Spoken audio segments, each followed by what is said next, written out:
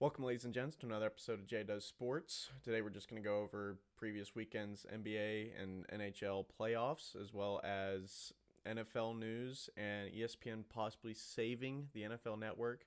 But first, there has been some insane races that have happened the past weekend. So we had two races over the weekend that ended in insane photo finishes. First with Kentucky Derby with its first three-way photo finish since 1947. The people in the stands had just gotten back from fighting Nazis, and I feel bad for them because if their butthole puckered as much as mine did, that hurts, especially just coming back from war. But the ending was Mystic Dan in first, Sierra Leone in second, and Forever Young. And you can see just by this picture, I mean, just not even an inch away from each other, which was insane to see live at real speed. You couldn't tell who won at all. So I understand the whole, reviewing the photo process and stuff like that, because Jesus Christ, that was insane. And another insane photo finish is NASCAR's race at Kansas Speedway. Kyle Larson and Chris Buescher right next to each other. I think they came out saying that it was within one thousandth of a second, this finish between them. I feel so bad for Chris Buescher in this. This is closer than the Kentucky Derby, I believe. And yeah, you spend God knows how long just driving fast and to the left and spending hours just doing that. Doing all that just to come in second, and by that little, that had to hurt. Biggest NBA playoff news over the weekend is Anthony Edwards shooting back-to-back 40 pieces, which makes him good company with Kobe Bryant, only being the only other guy to ever do that. And also holding the Nuggets players he defended against to under 27%. And I think that is elite. That you can only be elite in the NBA nowadays by playing good defense and also being great at offense. I can't say Luka Doncic and other guys like him are elite. They are great players, but they're not like Anthony Edwards. And with the first round over of the NBA playoffs, we obviously know who's in the second round. So our matchups for the conference semifinals are OKC versus the Mavericks, Wolves versus Nuggets, Celtics versus Cavaliers, and Pacers at Knicks. And I'm just going to give my choice for the series as wholes. OKC, I think, clears Mavericks. I don't think Dallas can play defense consistently enough to win 4 games at least. With the Wolves and Nuggets, I really like Anthony Edwards and Rudy Gobert on defense. So that's more of a toss-up to me. And I know I picked the Nuggets at first to go all the way through, but seeing how the Wolves have been playing, I'm going to go with them. Anthony Edwards playing historic basketball right now. Rudy Gobert and just other guys on defense that can help him out at least. They can get it done on offense. I think their biggest problem is stopping Nikola Jokic, and they did that in game 1. So I'm going to go with the Wolves. With the Celtics and Cavaliers, I have to go with the Celtics. They were my choice to make it to the championship anyway, and they've been virtually unstoppable all year. Why would they be stopped now, especially against just the Cavaliers? No offense to them, but they aren't the same quality as some of these other teams.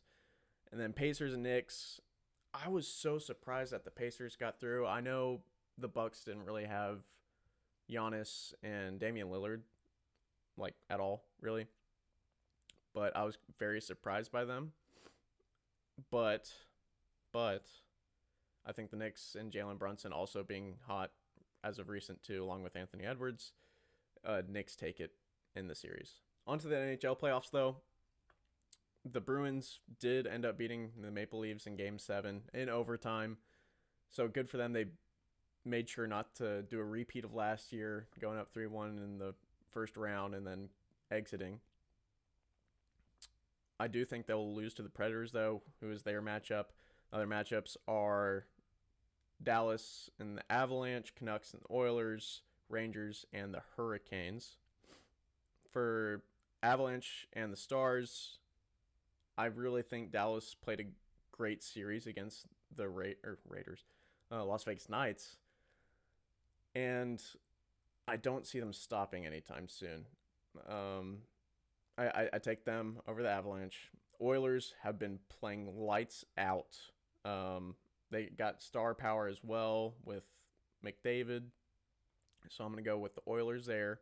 And then Rangers and Hurricanes. I like the Hurricanes. They had some overtime games, high-scoring games as well. I feel like they got potential there, so I'm going to take them. With the NFL, Tua Tagovailoa has begun negotiations on a contract with the Dolphins. It's looking like he's going to sign a 4-year, $220 million contract. I don't think that's a good move, though. I really don't. I think he isn't clutch at all, especially with the players that he has given. They have a good defense, or relatively good defense. I know they got rid of some good key players over the offseason already.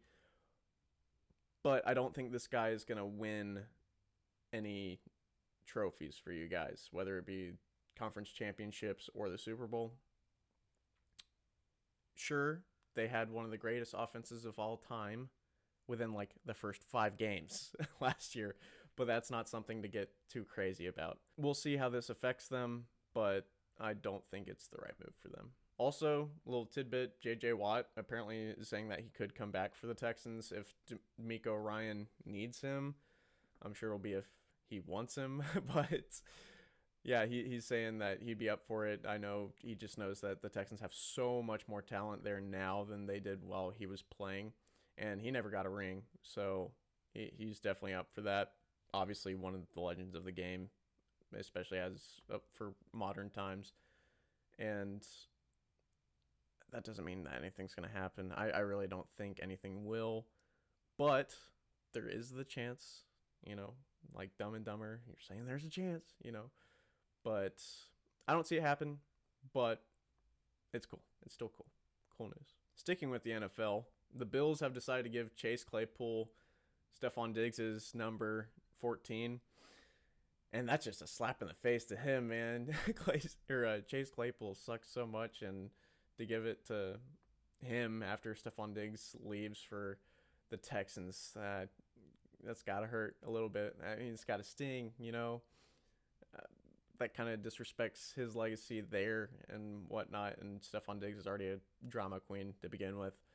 So, I don't know. I'd love to see a game between the two of them, though. And with that in mind, NFL schedules are set to be released supposedly this Thursday, May 9th. So keep your eyes open for that. I'll probably be tweeting about it. If not, I'll cover it on Thursday's video. Also sticking with another smaller story for the NFL. If you haven't heard of Jake Bates yet, he's in the UFL right now, but he's been absolutely drilling balls. He has hit a 64, 62, 60, 55, and 52-yard field goals in his first season of football. Everybody's saying he's going to get called up to the NFL. I think everybody's right, obviously. I mean, Brandon Audrey, I can't remember his last name, got called up last year, and he was doing great for the Cowboys last season. But yeah, he's definitely going to go make some money in the NFL now, and it's a nice little story. Definitely got absolutely just a rocket for a leg. It's impressive. It is very impressive. And I don't cover the MLB much. However, the Oakland A's absolutely destroyed the Marlins this past weekend as well, beating them 20-4, with 10 of those runs coming only in the third inning. That's got to be humbling for Miami. Like, Jesus Christ. It sounds like a lacrosse score or something like that, something higher scoring than baseball for sure. Also, with it being in Oakland, you guys are moving, and obviously with that kind of play, you're going to have a fan base, but you're still choosing to move to Las Vegas. I always thought that was kind of a stab in the back, going back to when that was announced. I think I covered it in one of my earlier videos. But yeah, wow, that's insane. Also, in other news, I didn't really want to pair it with the NFL because it's not really NFL news. It's more like media kind of news. But the NFL has been laying off a bunch of their employees and anchors and whatnot, including Michael Irvin, which I thought was huge because he's been a staple for them. but it's looking like ESPN is going to make some sort of transaction to where it'll save the NFL Network and it'll give them some rights over the NFL Network. I think it's kind of sketchy, to be honest, because you'd think, the NFL, like, they don't make nothing, you know what I mean? Like, they got a lot of money. I thought it was kind of weird. Maybe ESPN and Disney's trying to become more of a conglomerate than they are somehow. I mean, good, right? I like the NFL Network. Obviously, love the NFL. Cover them like every week, every day almost. But yeah, I mean, you know that now, so that's good. But it does seem a little weird to me. That's all I'm gonna say. With that being said, though, that's today's episode. I wanted to let you all know that I am considering changing the way I'm uploading these, with these JDSN episodes coming out like Monday and Friday ish. I could change it around a little bit, but that's what I'm thinking preliminarily. Preliminarily? Sure. And then just have other videos throughout the week that just go and get a deeper dive on some of these stories. I can, go over things more in depth, give my take on it and whatnot, as well as, crack some jokes. But yeah, with that being said, thank you for spending your time with me. Please comment what other sports news you'd like to see from me, and subscribe. And I hope you all have a good one. See you later.